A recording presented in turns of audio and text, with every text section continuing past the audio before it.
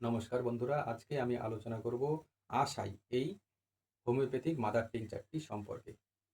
এই আশাই দেবদারু গাছের ন্যায় এক প্রকার পার্বত্য গাছের পাতা হতে এর মাদার টিংচার প্রস্তুত হয়। এই আশাই ওষুধটির উপকারিতা কি? এটা কালা জ্বরের উৎকৃষ্ট ওষুধ। এই কালা জ্বরের সঙ্গে রক্তবাজ্য ও রক্ত প্রস্রাবের যদি উপসর্গ হয় তাহলে এই ওষুধটি দারুণভাবে কাজ করে। তবে কালা জ্বর এখন প্রায় হয় না বললেই চলে।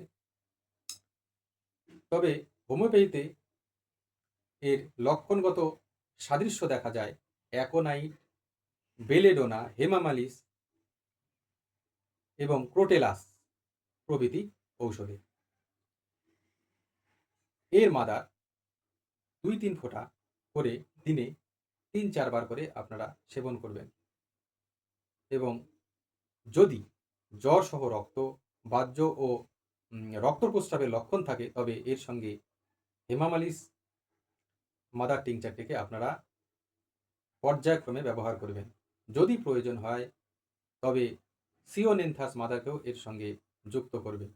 তবে এগুলি ৫ থেকে ৬ ফোঁটা করে আপনারা সেবন করবেন দিনে ৪ বার করে। এবার আশাই ওষুধটির চারিত্রিক লক্ষণ কি?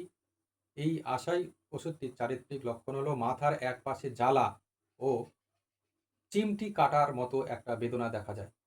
চোখ হলুদ বর্ণ ও জল পড়ে, কান হতে জলের মতো তরল ও দুর্গন্ধ স্রাব বের হয়। কানের মধ্যে শোঁ শোঁ শব্দ, মুখে পচা দুর্গন্ধ, জিহ্বা একটু ভারী ও ফুলে যায় এবং লাল বর্ণ হয়ে যায়, ব্লাড প্রেশার বেড়ে যায় এবং সেই সঙ্গে শ্বাসকষ্ট থাকে। পাকস্থলীতে বায়ু সঞ্চয়, আহারের পর উপর পেটে একটা চাপ বোধ, ঠান্ডা দ্রব্য পান, মাংসে ও পাতলা দুধে অরুচি, ঘন দুধে রুচি থাকবে, বুকে চাপ বোধ ও সেই জন্য একটা শ্বাসকষ্ট, ডান বুকে একটা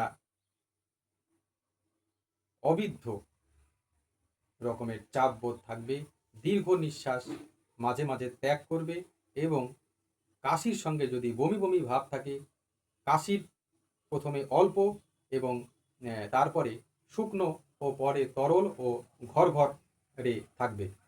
হরিৎ এই এই হলুদ বর্ণের একটা গয়ার উঠবে এবং প্লীহা ও যকৃতের স্থানে একটা বেদনা থাকবে। কখনো কোষ্ঠকাঠিন্য থাকবে এবং কখনো উদারময় থাকবে।